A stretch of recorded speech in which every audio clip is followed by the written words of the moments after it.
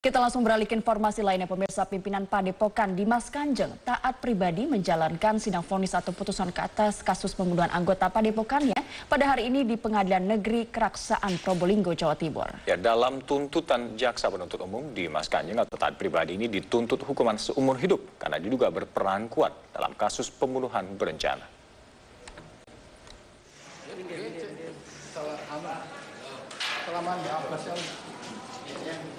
Taat pribadi atau yang populer dengan nama Dimas Kanjeng akan menjalani sidang vonis atas kasus pembunuhan terhadap salah satu pengikut padepokannya di Pengadilan Negeri Keraksaan Probolinggo, Jawa Timur, Selasa 1 Agustus 2017.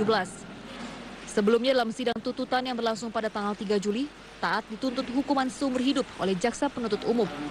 Jaksa meyakini Taat pribadi bersalah telah melakukan pembunuhan berencana terhadap Abdul Ghani. Kapolres Probolinggo AKBP Arman Asmara sempat menyambangi Padepokan Dimas Kanjeng yang terletak di Desa Gadingwetan untuk memberikan sosialisasi. Polisi meminta ratusan pengikut yang tinggal di Padepokan menghormati proses hukum serta tidak melakukan pengerahan massa ke lokasi sidang putusan.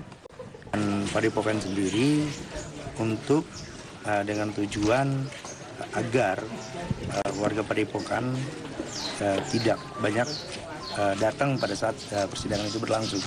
Dan ini sudah disetujui dari tempat yang dituakan ya, sementara di Padepokan tadi beliau tadi yang sudah disampaikan bahwasanya jumlah orangnya standar saja seperti yang kemarin-kemarin.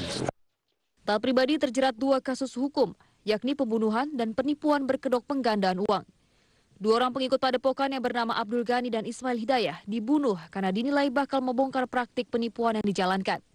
Sedangkan kasus penipuan berdasarkan laporan korban atas nama Prayitno Supriyadi. Dari Prayitno, polisi menerima sejumlah barang bukti yang digunakan Taat dan anak buahnya untuk menipu ribuan korban. Tim Liputan Metro TV. Pimpinan Padepokan Dimas Kanjeng taat pribadi kembali menjalankan sidang di Pengadilan Negeri Keraksaan Kabupaten Probolinggo, Jawa Timur. Ya, sidang lanjutan ini mengagendakan pembacaan vonis kasus dugaan pembunuhan Abdul Ghani serta akan dilanjutkan pembacaan tuntutan kasus dugaan penipuan penggandaan uang.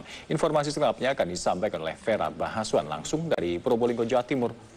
Vera, bagaimana proses jalannya sidang dengan agenda vonis hari ini?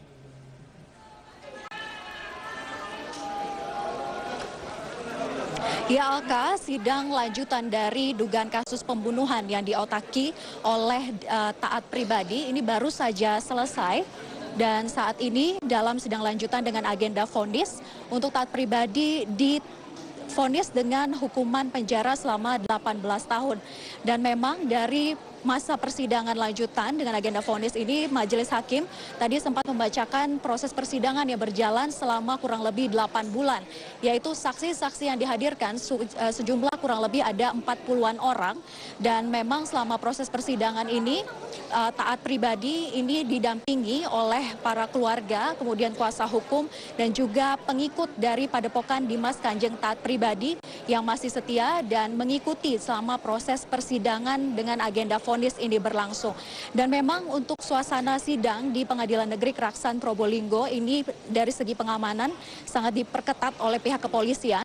Ada 200 personil gabungan yang diturunkan, yaitu dari 100 dari Brimob, kemudian juga 100 personil ini dari Polres Probolinggo, serta juga ada tambahan personil dari anggota kepolisian Polda Jawa Timur.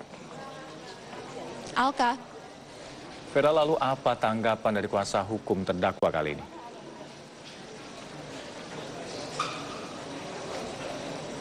Ya, berdasarkan pernyataan dari kuasa hukum terdakwa yaitu Muhammad Solah menyatakan bahwa dari pihaknya ini telah menyerahkan kepada terdakwa yaitu taat pribadi untuk langsung mengajukan banding saat sidang ini berlangsung jika memang vonis yang ditetapkan oleh majelis hakim tidak sesuai dengan yang diharapkan oleh pihak kuasa hukum. Karena pihak kuasa hukum berdalih bahwa taat pribadi ini tidak ada di Probolinggo saat kasus pembunuhan ini berlangsung. yaitu kasus pembunuhan Abdul Ghani yang berawal diketahuinya pada saat pada 14 April tahun 2016 lalu, dan ini sebagai pembuka jalan untuk mengungkap kasus-kasus lain yang dialami oleh taat pribadi. Di antaranya adalah dugaan pembunuhan terhadap Ismail Hidayah yang juga merupakan pengikut dari Padepokan Dimas Kanjeng taat pribadi. Kemudian juga taat pribadi terjerat dengan kasus berikutnya, yaitu penipuan terhadap pengikutnya dari Padepokan Dimas Kanjeng taat pribadi yang kemudian diusut mulai dari penggandaan uang dan juga penipuan dari segi uang palsu. Dan kemudian dari hasil persidangan ini memang dari tim kuasa hukum masih akan mengajukan banding langsung pada saat sidang ini selesai dilakukan dengan agenda vonis. Dan memang kasus ini berawal dengan penemuan mayat dari Abdul Ghani yang ditemukan pada 14 April tahun 2016 lalu di kawasan Jawa Tengah dan memang membuka kasus-kasus lainnya. Alka. Baik, Vera Bahaswan melaporkan langsung dari Probolinggo, Jawa Timur. Terima kasih laporan Anda. Pemirsa, jaminan sosial bagi TKI dilaksanakan